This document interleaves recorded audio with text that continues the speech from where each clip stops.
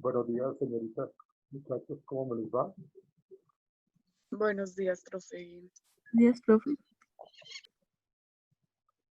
Buenos días, profesor. ¿Qué clase tienen ustedes después de esta, muchachos? Tenemos desarrollo de la psicología. Desarrollo de la psicología, como mirar un poco la historia a profundidad de la psicología. No, profe, ahorita en este momento estamos trabajando como el desarrollo cognitivo de los niños y así. Ya, ok, Sí, profe. ya te comprendo.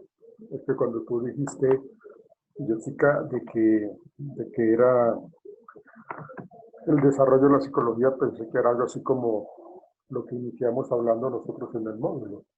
Pero ya te comprendí, y estás hablando del desarrollo de la personalidad del niño. Profe, psicología del desarrollo. Sí, exactamente, ¿no? Psicología del desarrollo. Esa materia es muy bonita, está muy chévere esa materia. Ojalá la disfruten y saquen un jugo, pero buenísimo. Además de que, pues, por lo general, uno lo que más recibe en consulta son niños y adolescentes. Entonces es muy bueno saber todo lo concerniente al desarrollo infantil, ¿no?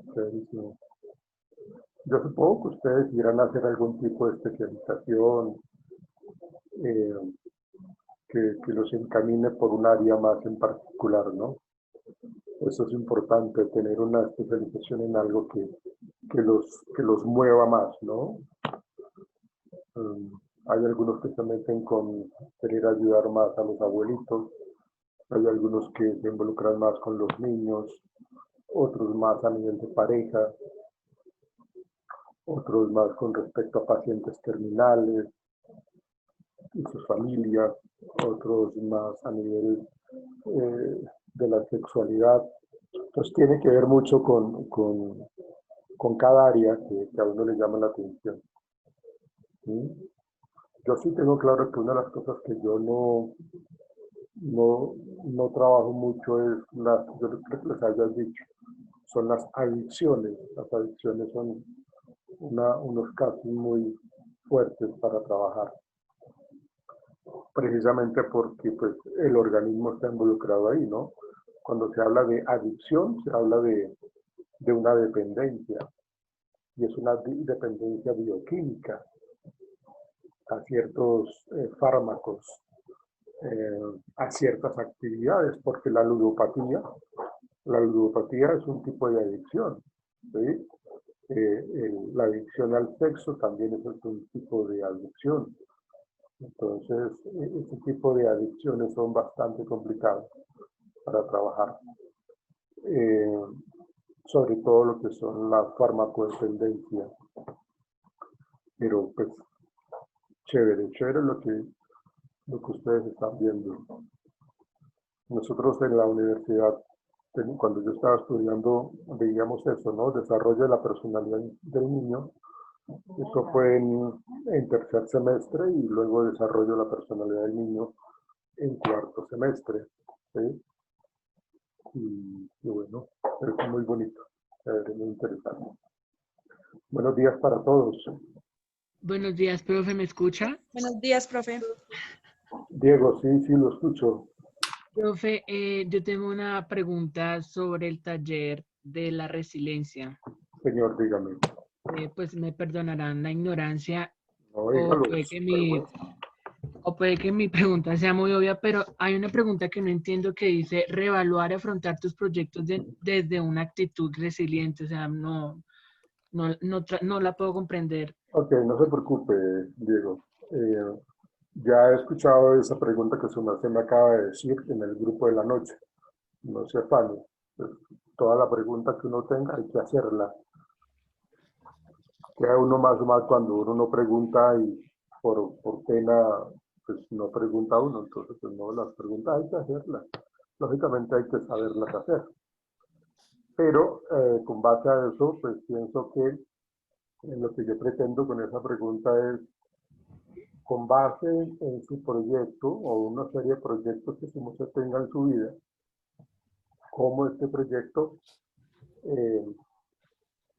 en este momento lo estoy manejando de una manera inadecuada, cómo yo estoy viendo el vaso medio vacío, ¿sí? Entonces, a partir de la resiliencia, de qué manera yo puedo reestructurar, digamos, como que este proyecto, porque considero que lo estoy llevando por un camino mucho más empedregado, mucho más difícil, y la idea es llevarlo por un camino mucho más funcional, un camino más agradable inclusive para mí. Entonces, a partir o teniendo en cuenta la resiliencia, entonces es como reevaluar este proyecto que yo llevaba y que pues para mí me daba mucho tropiezo, entonces no, venga, yo tengo que evaluar, yo tengo que autoconocerme, yo tengo que como usar un poco de mi resiliencia para poder entonces ver las cosas mucho más diferentes, mucho más adaptativas, mucho más funcionales y que en última me van a favorecer a mí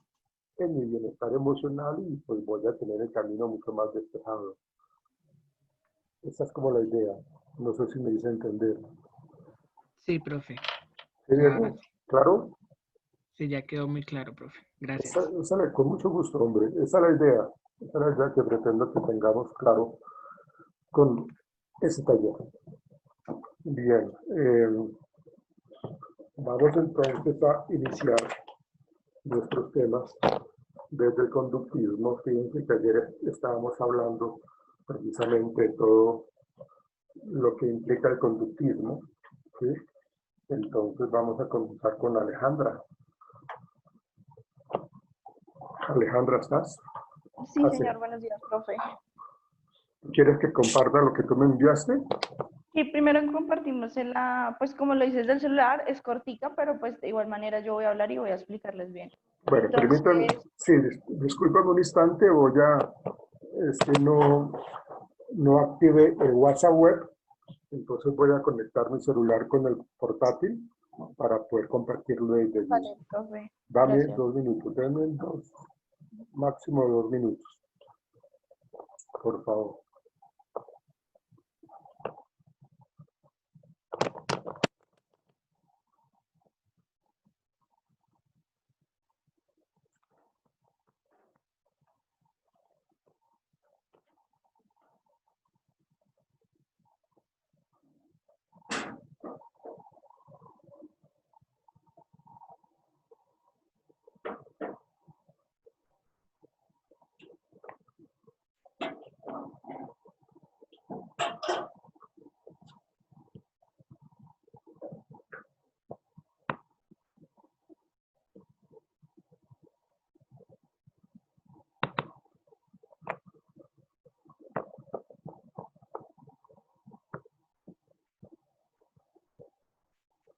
¿Cuál comienzo colocando, Alejandra? ¿Cuál La comienzo? presentación en PDF, profe.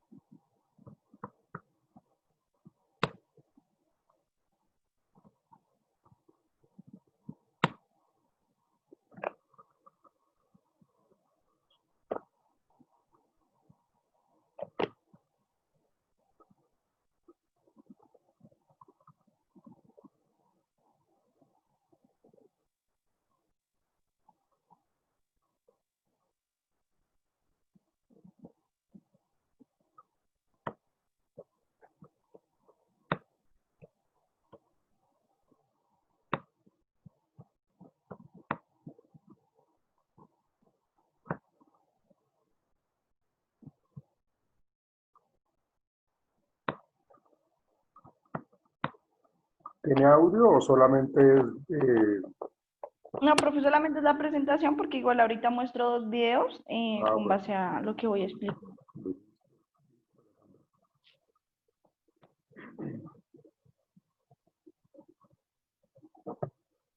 ¿Lo están viendo? Sí, señor profe. Listo, profe. Listo, Alejandra, entonces te escuchamos. Bueno, buenos días. A mí me tocó Al Watson, que es uno de los psicólogos más importantes del siglo XX. ¿Quieres pasar la diapositiva, profe?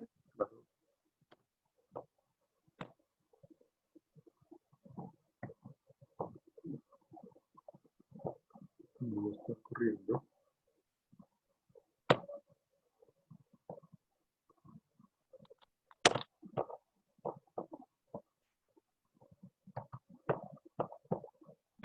Espérate porque no me está corriendo la presentación.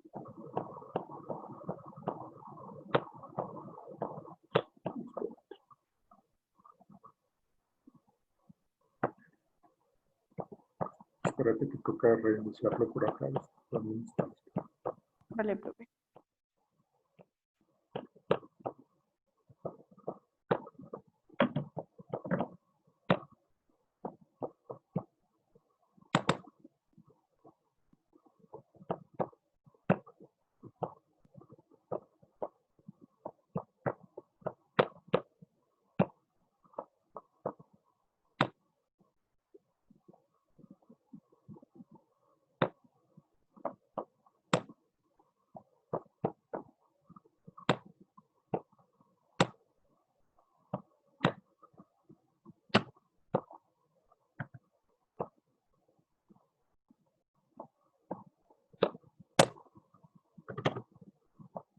No quiere correr la diapositiva.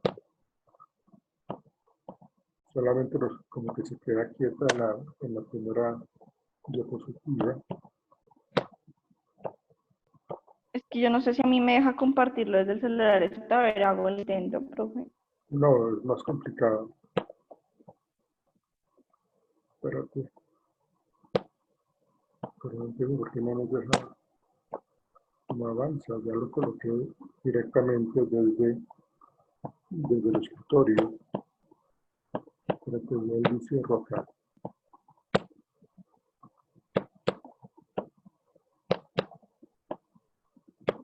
Supone que ahí está.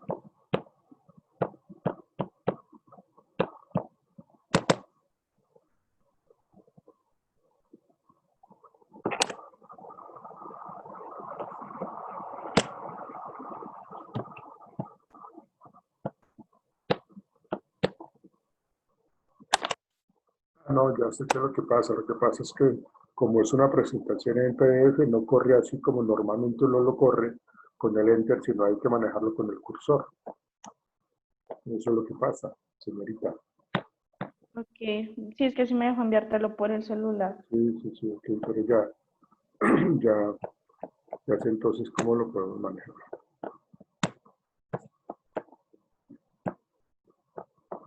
Entonces, ahora sí, vamos a moverlo. ¿Ves que sí? Sí, señor. Bueno, entonces, como les venía contando, fue uno de los psicólogos más importantes del siglo XX. Fue conocido por su contrainvento del pequeño Albert, que todo eso fue como lo primordial. Adicional de eso, él nació en una familia supremamente religiosa. Su padre lo abandonó a la edad de 13 años y de ahí generó el problema de conducta.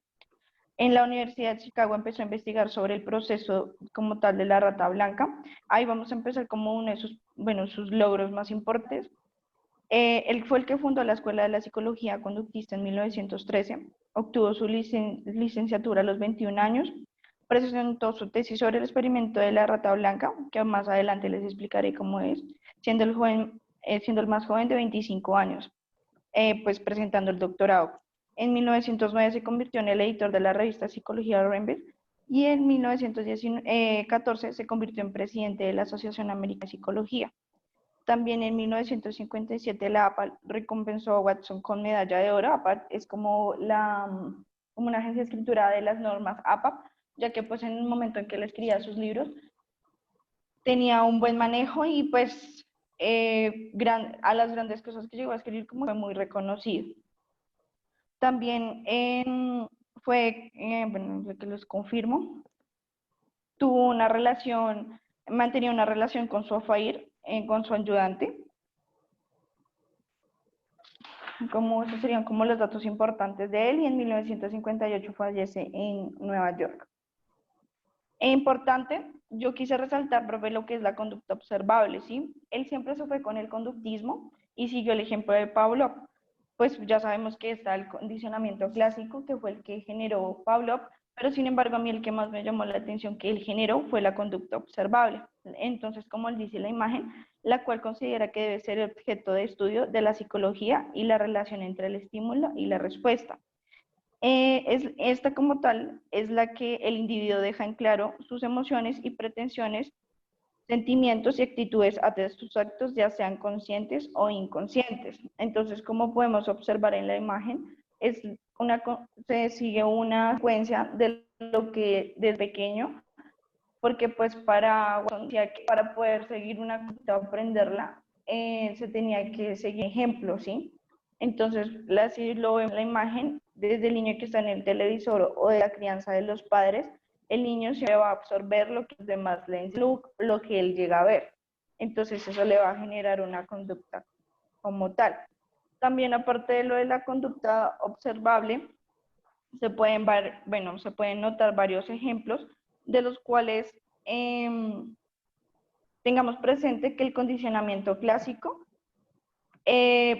él lo empezó a querer estudiar porque él quería saber si lo que eran como el negocio, ciertas conductas se formaban por instinto o esas uno podía hacer, se las podía generar al ser humano, por decirlo así. Entonces, pues ya todos sabemos cuál es el condicionamiento clásico de Pavlov, que cuando él incitó a un perro con la comida para que salivara y después empezó a utilizar lo que fue la campana, ¿sí? Después de varios intentos, él logró que el perro, sin necesidad de tener el alimento enfrente y solamente con el de la campana, ya empezara a salivar, generándole como tal ese estímulo. Entonces, Pavlov dijo que la conducta siempre debe ser como observable para poder medirla. Y efectivamente fue lo que generó. Aparte de eso, el condicionamiento clásico también llegó a generar lo que eran las fobias, ¿sí? Lo que es fuerte miedo racional que sufren algunas personas como consecuencia de asociaciones experiencias negativas a la presencia de una cosa, sea volar en avión, arañas, payasos, entre otras cosas. Entonces, como les confirmaba, hay varios ejemplos.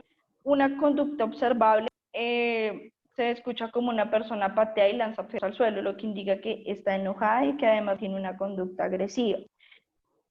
El hombre A conserva con el hombre, esto muestra una postura encorvada con las manos en los bolsillos y en lugar de mirar al hombre A directo a los mira al piso. El mismo es un comportamiento observable propio de una conducta pasiva.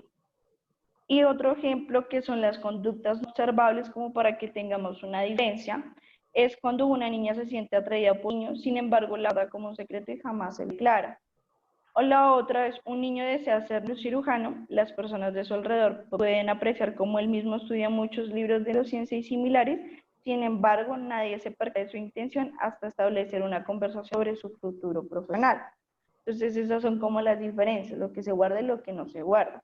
Entonces para Watson, él tenía una teoría de que, nuevamente les explico, para poderlo abarcar de que el niño, de la teoría de la conducta, él lo que hizo fue utilizar bebés, se utilizaba niños, ¿sí? Uno de los más reconocidos es lo del pequeño Albert. Entonces, el pequeño Albert era un bebé de 8 meses, 11 meses, el cual en el momento que le hizo el experimento con animales y ruidos fuertes, él se dio cuenta que el niño no sentía miedo al inicio, pero al estimularle con algún ruido fuerte y el animal, él empezaba a tener miedo. Entonces él ya se daba cuenta de si el miedo sí se podía crear, más no era algo instinto tal. Entonces, profe, hay un video del experimento. En ese momento, ahí vimos que el experimento pretendía demostrar cómo los principios condicionamientos de clásico recientemente estos por Iván Pablo podían aplicar en la reacción de miedo entre una rata blanca, ¿sí? El niño nunca le tuvo miedo a la rata blanca, solo que lo que hizo Watson fue incluirle un ruido que era con martillo y como una tapa de metal para que cuando el niño viera el ratón y lo cogiera, él automáticamente generaba golpe y al generar el golpe después de varios intentos, generó que el niño empezara a sentir miedo. Entonces, cuando le colocaban el ratón sin necesidad de hacer el ruido, el niño ya ni siquiera le quería acercar. Y él lo experimentó con varios animales. Entonces, profe, yo te envío un video. Lo mostramos cuando termines esta presentación. Que ahí viste el experimento del pequeño Albert. Sí, Alejandro, lo mostramos cuando una vez termines. Es que es como para que, porque la presentación como una... ¿Quieres que lo coloque ya? Sí, profe. Bueno, permítame un instante. Esto está contigo. Bueno. ¿Cuál? ¿Es el segundo? No, el segundo, ¿cierto? El de John Watson. Sí, señor. Hay que tocar que lo abra. Hay que esperar entonces que empiece el video. Salir del video. Entrar a la plataforma. Pero ahí está leyendo, ahí lo estamos leyendo.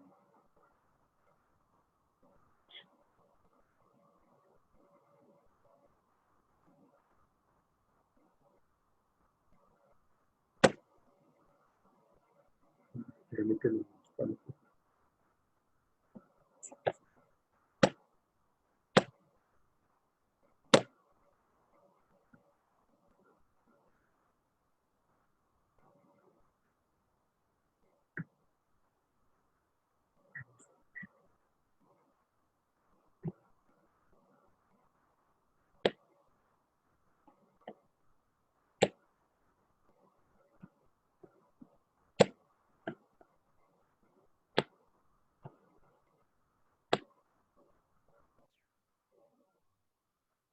¿Están viendo en la pantalla el video de Watson, del pequeño Albert? Sí, profe. It's your experiences in life that count. Your upbringing, your education, your environment. Chief among these scientists is psychologist John Watson, who offers a theory that is the mirror opposite of eugenics. This was the heyday of hereditarians and geneticists who said that human beings were constrained by their genetic inheritance. And Watson was saying that this is baloney, that human beings were shaped solely by their environment.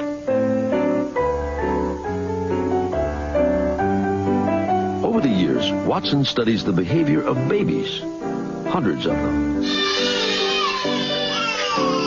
To Watson, we arrive in the world a blank slate, tabula rasa. Nearly everything is learned, even things we think are instinctual, like fear.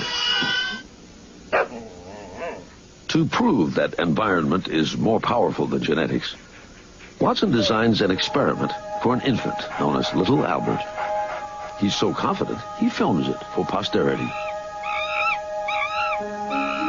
At first, Albert shows little fear, even when Watson places a burning newspaper in front of him. Albert is also unafraid when he encounters a white rat for the first time in his life. But then, Watson shows Albert the rat accompanied by a loud clanging noise. One of the few things that upsets little Albert. And he does it again. And does it again. Eventually, Albert learns to fear not just the rat, but all furry things, even without the loud noise. In Watson's mind, the Little Albert experiment is a success because it proves that fears are learned, not inherited. Watson calls his theory behaviorism and begins to popularize it. He urges parents to take active control of their children's upbringing by shaping their environment. To think of the home as a scientific laboratory. But Watson's interest in childhood is purely professional. He didn't like children much. He referred to them in one of his many statements as always squalling and shouting and dirty and wanting to be fed and sort of a nuisance. It's clear he didn't particularly like them in his own environment. But he felt that the good of society required shaping individuals right from day one. And to do that right from day one, you have to start with the babies. Ebullient and self-promoting, Watson gathers a wide and appreciative audience, which holds in high esteem any scientific thinking on the subject of child rearing.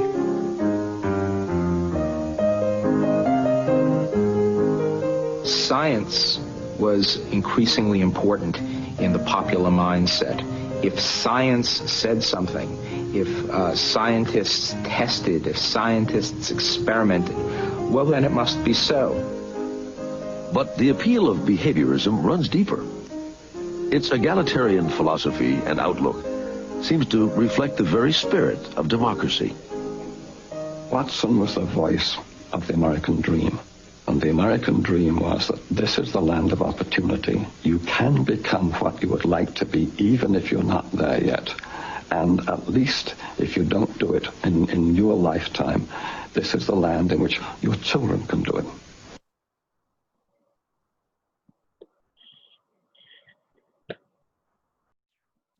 Listo. Entonces, ese video, como vieron, les explica cómo fue el experimento que hizo él. Entonces, ahí nos podemos dar cuenta que no siempre el miedo es algo de instinto, sino es algo que nos crea, ¿sí? En ejemplo, digamos que cuando estamos en un lugar muy seguro, por lo general nos incitaron desde pequeños en que si estábamos en lugares muy oscuros, que no se veía nada, o lugares desconocidos, siempre podía pasar algo malo, ¿sí? Sea que haya una persona real o un espíritu. Entonces automáticamente en el cimiento eso nos va generando como ya una idea de que posiblemente nos va a pasar algo malo, y eso genera el miedo, ¿sí? Al igual que cuando estamos en un lugar oscuro, pueda que en algún momento nos sintamos el miedo, pero sin embargo llega a haber algún ruido, entonces automáticamente ya se nos despierta, ¿sí? Entonces eso es lo que quería hacer, como ver Watson frente a esos comportamientos desde los bebés, porque pues un bebé obviamente no conoce, no distingue y no va a tener miedo porque obviamente no ha experimentado con él. Entonces siempre tiene que acompañarlo con algo que sea demasiado fuerte, que en este caso era el ruido, lo que hacía que él se le despertara o le generara el estímulo del miedo.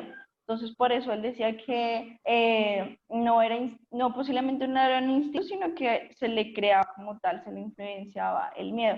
Y hay otras como reacciones del ser humano que también se pueden generar de esa manera. Entonces, aquí ya hablamos del conductismo, que es algo pues importante en base a Pavlov y a Watson, que son los teóricos que más los psicólogos que más lo centran y lo manejan. Y una de esas, yo cogí como 4 importantes, que es valora el entorno por encima de todo, pues puede separar el aprendizaje del contexto en que tuvo lugar.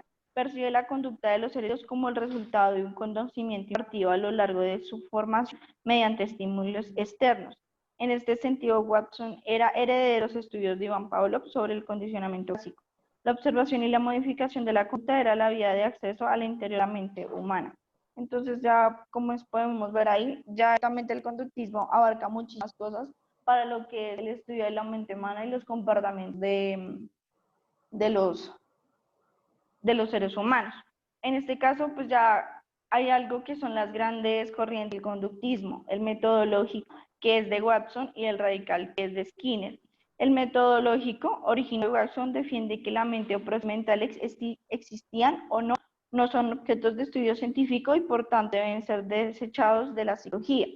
Y el radical, pues lo puse ahí como comparación, es originado de Skinner, aplica la idea de que todo es conducta, la conducta es el resultado de un organismo al interactuar con el ambiente. Entonces aquí es un poco contradictorio porque digamos que el miedo es algo que pues ya vimos ver que de pronto se puede estimular, puede creer si la persona no lo llega a generar, que es cuando crean ese tipo de fobias o se crean algún tipo de trauma de pequeño, que sea cuando ya le tienen fobia, puede ser a los animales, a alguna persona o a algún objeto sin razón alguna. Entonces muchas veces es cuando entran a estudiar como tal el manual del paciente de por qué esos comportamientos, si de grande no tuvo ningún trauma con ese objeto, ese animal o esas circunstancias, sino que desde pequeño le generaron. Es más, por el experimento que generaron del pequeño Albert, había una psicóloga, que recuerdo el nombre, profe, no sé si tú me ves, que ella incluso ayudó a tratar el trauma de los niños, utilizó Watson en sus experimentos, pues ciertos quedaban con ciertos miedos, no, ellos nunca tuvieron, sino que en el momento del experimento se le crearon. Entonces, esos niños fueron metidos como a esos tratamientos para superar esos medios a causa del experimento, y pues ya después de cierto tiempo la parte de la salud no dejó que se siguieran manejando esos experimentos para, pues con animales y con niños, pues precisamente por los traumas que generaban. Entonces, pues ya, profesor, es como lo principal de la presentación, o sea, que como que abarca, porque siempre abarca del conductismo y del elemento de Albert. Sin embargo, pues el otro video ya deja un poco más claro, pues para cerrar el más con referente a él. Es el otro que te envié, profe. ¿Hay otro video? ¿Lo colocamos? Sí, señor. Perdón.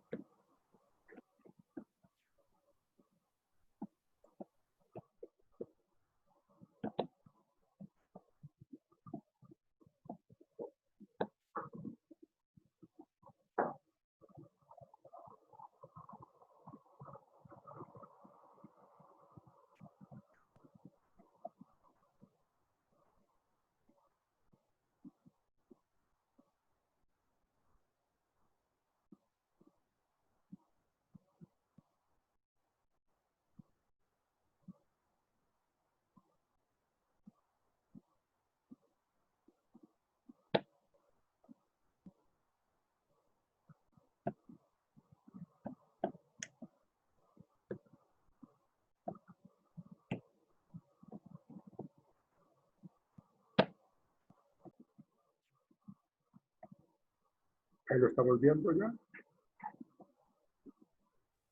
Sí, profe. Unidos son sus antecedentes, tal como pueden ver en la imagen que nos acompaña en este bloque de esta tutoría. Pueden ver que hay dos nombres, ¿sí? Bechterev dice y Pavlov. ¿Y por qué están estas personalidades nombradas en este gráfico?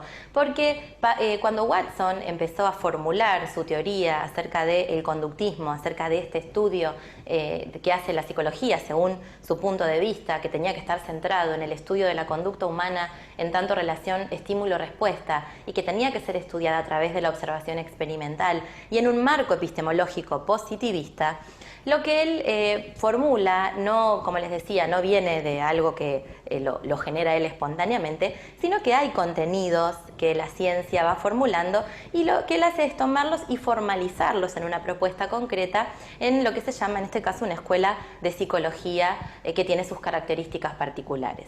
¿De dónde es que toma entonces las ideas para poder pensar a la conducta entendida como estímulos y respuestas? Bueno, tiene que ver con los aportes de Bechterev y con los aportes de Pavlov.